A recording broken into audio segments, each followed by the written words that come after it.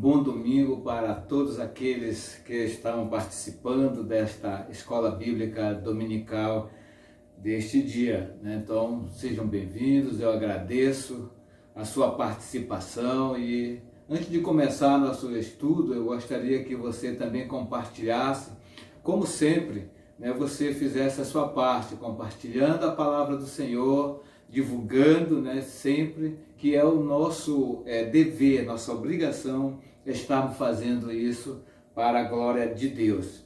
E hoje nós temos como tema da nossa EBD, caros estudantes da palavra de Deus, nós temos qual o verdadeiro propósito da Bíblia para nossas vidas. Qual é o verdadeiro propósito aqui, né, da Bíblia, da palavra de Deus, para a nossa, né, para a minha e para a sua vida. Então este é o nosso assunto, eu creio que é de suma importância esse assunto para cada um de nós.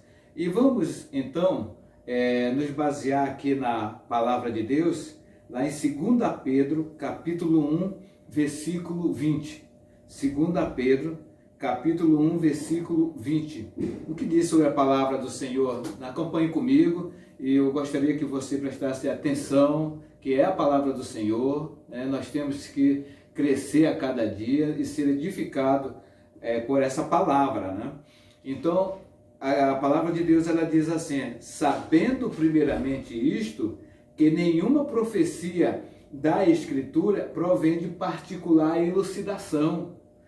Aí o 21 diz: porque nunca jamais qualquer profecia foi dada da vontade humana, da vontade do homem.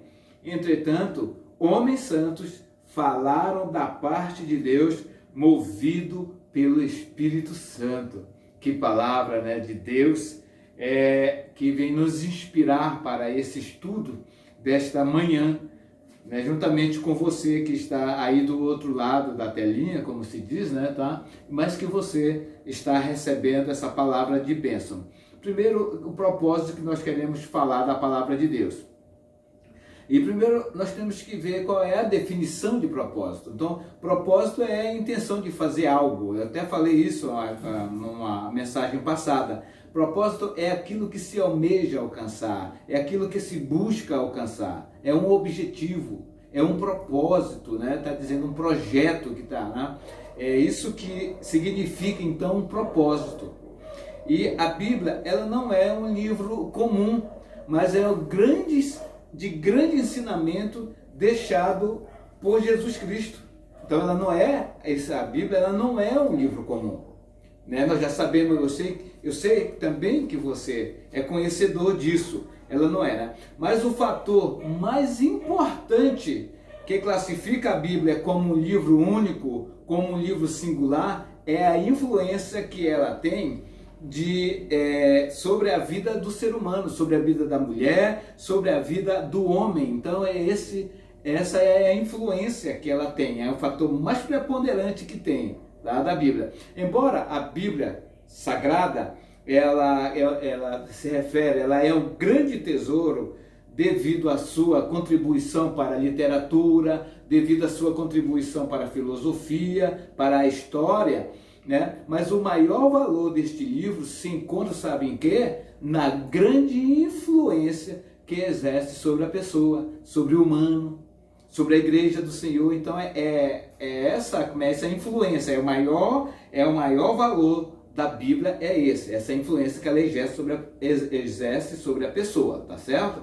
Tá? Então, por meio dessas páginas, das páginas da Bíblia, né, o homem, ele se vê exposto, né, assim, da verdadeira condição que ele é, assim, a condição de fracasso, a condição de limitado, de pecador, né, diante de Deus. É aqui que ele se vê nessa situação, quando você lê a Bíblia, porque ela é revelada por Deus. Então você percebe essa condição diante de Deus.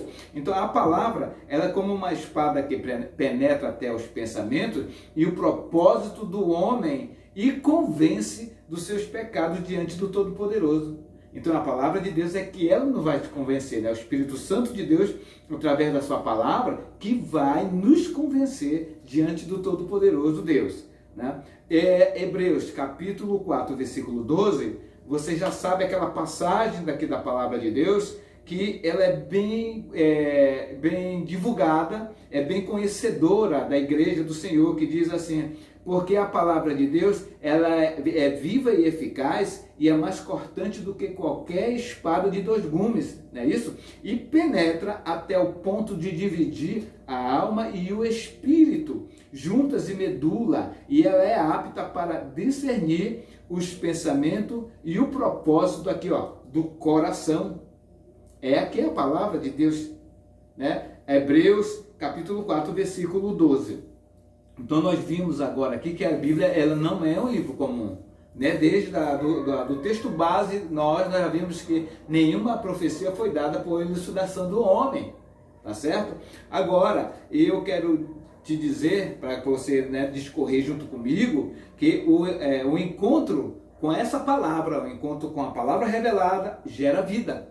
Como? Então deixa eu dizer as situações da história do cristianismo, né, que tinha um filósofo chamado Agostinho, que a Igreja Católica chama de Santo Agostinho. Ele é um filósofo muito famoso, teólogo, né? Só que Santo Agostinho, como diz os católicos, eles eram um homem disciplinado, ele era libertino em sua juventude. A mãe de Agostinho, chamada Mônica, ela orou 18 anos ou mais, né, pela vida do seu filho.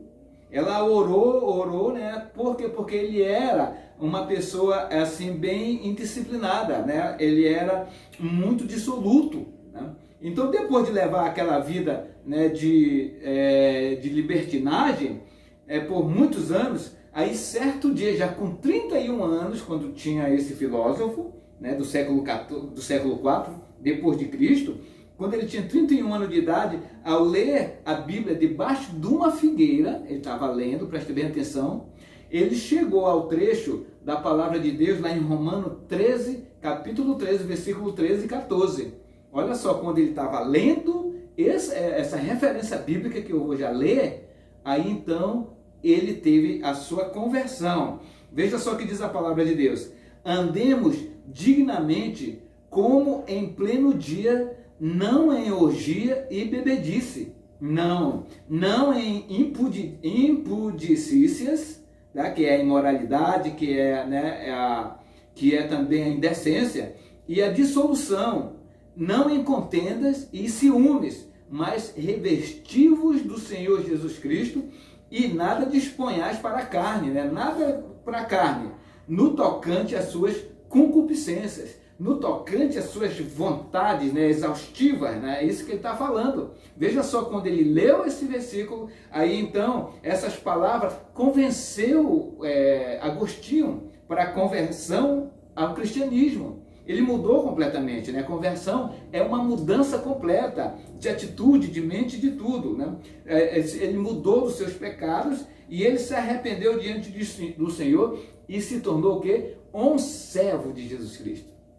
Isso é Agostinho, né? Mas no curso da história, né, da história geral, muitas pessoas também famosas foram movidas a crer em Jesus Cristo e a ler aqui a palavra, né? Muitas pessoas famosas nas escrituras. Primeiro vamos citar o francês Napoleão Bonaparte. Após então ele ter sido derrotado, Napoleão, ele foi exilado lá na ilha de Santa Helena, né, na França, né? Ele ficou ali exilado. Ali ele confessou que, embora ele, né, como sendo ditador, como sendo, né, esse despota, aí ele confessou que, embora ele e outros grandes líderes tivessem fundado o seu império com o uso da força, né, no uso da força, mas Jesus Cristo, ele edificou o seu reino com amor. Essas palavras vindas dos lábios do francês Napoleão Bonaparte. Né? E também ele confessou que, embora ele pudesse reunir os seus homens, né, em torno dele, para a própria causa de Napoleão, né, ele teria de fazer isso falando face a face, aqui, ó, face a face com a pessoa, para poder ele convencer, né? Enquanto por 18 séculos, na época de Napoleão Bonaparte, enquanto 18 séculos, inumeráveis homens e mulheres se dispuseram a sacrificar com alegria a própria vida por amor a Jesus Cristo. E isso sem ter que ver Jesus, só de ouvir falar, só de perceber o seu poder. Né? E Napoleão Bonaparte, ele tinha que convencer olhando, reunia que nem Hitler, que nem outros ditadores. Tinha que reunir o povo e falar para admoestar, tá certo? Tá? Então, é isso que o Napoleão Bonaparte ele falou, né, a respeito dessas forças, que ele edificou o reino dele com as forças, tá certo? E Jesus com amor. E também ele confessou, né? Essa parte que ele reúne, né, esse homem em prol da sua causa, e ele falando face a face. E Jesus, né, as pessoas que deixam tudo para seguir Jesus, então é só de ouvir falar. É o poder do Senhor. Agora, Cristo, ele é revelado na Bíblia. Vamos ver como a Bíblia, né, ela revela o próprio Senhor Jesus. A razão pela qual muitas pessoas se dispuseram a deixar tudo o que tinham para seguir a Cristo e serem martirizados pela causa dele, é que eles viram Jesus revelado aonde? Na sua palavra, quando leram. Que nem Napoleão Bonaparte, que nem Santo Agostinho, que nem William Carey, que nem o próprio tradutor da Bíblia, né, João Ferreira de Almeida, também, claro, né, ele era português, ele não é brasileiro, ele é português, era português, e também a conversão dele se dá pela leitura da palavra, o poder que tem da palavra, a revelação que tem da palavra de Deus, desse livro sagrado, né? E esse livro sagrado, como eu acabei de falar, ele tem sido a fonte de inspiração para que muitos, mas muitos mesmo, creiam no nosso Senhor e Salvador Jesus Cristo. Embora muitos reis, muitos governantes e imperadores tenham tentado, né, acabar com a Bíblia, erradicar por completo a Bíblia, né, nos últimos 2000 anos, a começar pelos imperadores romanos, aonde começou o cristianismo, né, ali no Império Romano, no primeiro século, até os governadores ateus destes séculos, nenhum poder sobre a terra tem conseguido abalar a atração do homem pela Bíblia, a atração da mulher pela Bíblia, nenhum outro poder. Porque o Senhor Jesus, ele diz lá em Mateus, capítulo 28, versículo 18, todo o poder, toda a autoridade foi me dada no céu e na terra. Né? O poder foi dado ao Senhor Jesus. Por isso que a revelação está aqui na sua palavra. Né? Embora então muitos reis e esses imperadores, eles tenham realmente tentado erradicar, mas não conseguiram. Não conseguiram de jeito nenhum. Né? E também pela pessoa maravilhosa que esse livro, que é a palavra de Deus, revela. Quem é? Que é o verdadeiro Cristo. Tá? O Cristo revelado na Bíblia, ele continua, deixa eu te dizer, ele continua sendo hoje tão vivo como há 2000 anos atrás. No caso, nós estamos em 2021, né? 2021 anos atrás. Tá certo? Que é onde Cristo começa a nascer, a era cristã. Tá? A Bíblia existe para que possamos compreender, para que possamos temer, para que possamos realmente respeitar e amar a palavra do Senhor sobre todas as coisas. Sobre todas as coisas. Né? É por isso que ela é denominada Sagrada Escrituras. Por isso que ela é, por causa desse temor. 2 Timóteo, capítulo 3, versículo 15 e 17, também passagem bem conhecida da palavra. Aí Paulo está admoestando Timóteo, né, o seu discípulo, a permanecer lendo, a ser firme, né, continuar sendo um cristão autêntico. Ele diz assim na palavra dele, 2 Timóteo 3, capítulo 3, versículo 15 a 17. Aí ele diz assim: Timóteo, e desde a infância conheces as Sagradas Escrituras, que podem tornar-te sábio para a salvação pela fé em Jesus Cristo. Toda a Escritura é inspirada por Deus e é útil para o ensino, para a repreensão, para a correção e para a educação na justiça. Para quê? A fim de que o homem de Deus seja perfeito e perfeitamente habilitado para toda boa obra. Aonde que eu vou encontrar isso? Aqui na palavra de Deus, na revelação da palavra de Deus. Nesse conselho que Paulo está dando a Timóteo, para que realmente ele continue. Ainda diz que para que serve a Escritura, né? Olha só, ela serve para quantas coisas, né? Serve, ela é inspirada e é útil, né? Para o ensino, né? Para ensinar isso que nós estamos fazendo nessa escola bíblica dominical. Para a repreensão, ela corrige, né? Ela alerta, né? Se a pessoa está errado, né? Aqui que a gente se vê na condição que a gente é, tá certo? Ela repreende, né? Se você está errado, não só ela que repreende, mas é o Espírito Santo dentro do teu coração repreende por causa da revelação da Bíblia. Ela também faz a correção, né? E para a educação da justiça. Tá tudo aqui, não tem nenhuma resposta que você não possa encontrar na Bíblia, né? Tá certo, amados irmãos? Então, agora eu quero compartilhar com você a principal revelação. A principal revelação que nós podemos ter na Bíblia é a revelação que ela revela a vida. Esse respirar, esse, né, nosso viver, é que a própria Bíblia ela revela. João, capítulo 10, versículo 10, né, capítulo 10, versículo 10, que diz assim: o ladrão vem somente para roubar, matar e destruir. Eu vim para que tenho vida e tenho com abundância.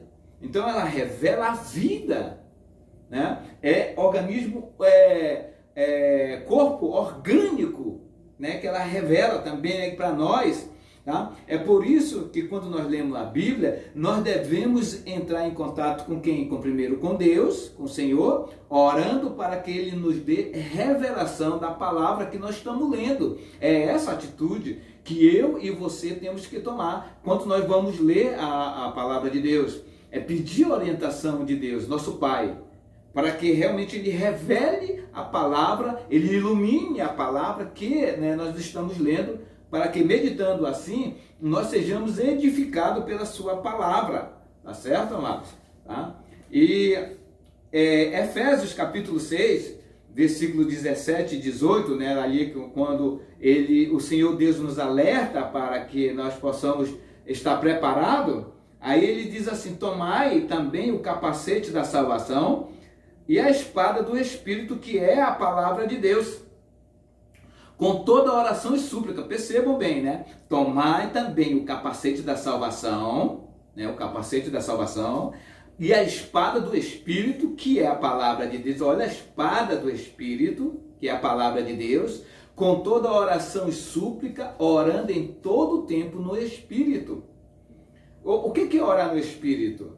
É você, né, se acordar, é você, né, estar orando, pedindo a orientação do Espírito Santo, é você tomar café, estar orando todo o tempo, né, com louvores, é você sair no seu carro, ou de ônibus, ou a pé, né, você está ali em intercessão, em comunhão com Deus. É isso que é orando em todo o tempo, tá certo?